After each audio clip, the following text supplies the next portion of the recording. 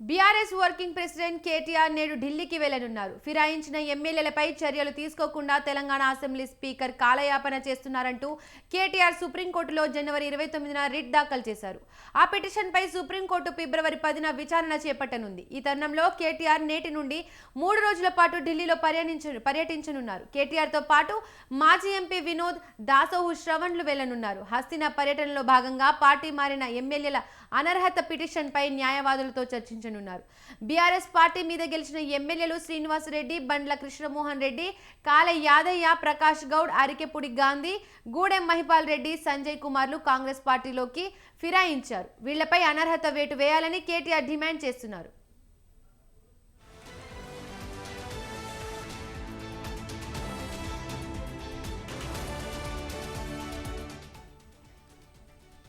ఫిరాయించిన ఎమ్మెల్యేలపై చర్యలు తీసుకోకుండా Telangana assembly speaker కాలయాపన చేస్తున్నారంటూ కేటీఆర్ సుప్రీంకోర్టులో జనవరి 29న రిట్ దాఖలు చేశారు. స్పీకర్ వెంటనే అనర్హత పిటిషన్లపై నిర్ణయం తీసుకునేలా ఆదేశాలు జారీ చేయాలని ఆయన కోర్టును కోరారు. అయితే ఫిరాయింపులపై బీఆర్ఎస్ ఎమ్మెల్యే పాడి కౌశిక్ రెడ్డి వేసిన స్పెషల్ లీవ్ పిటిషన్పై సుప్రీంకోర్టు విచారణ చేపట్టింది. ఈ క్రమంలో ఈ 2 పిటిషన్లను కలిపి 10న విచారణ చేస్తామని ద్విసభ్య ధర్మాసనం తెలిపింది. తెలంగాణ స్పీకర్ తరపున సీనియర్ లాయర్ ముకుల్ రోహత్కి వాదనలు వినిపించారు.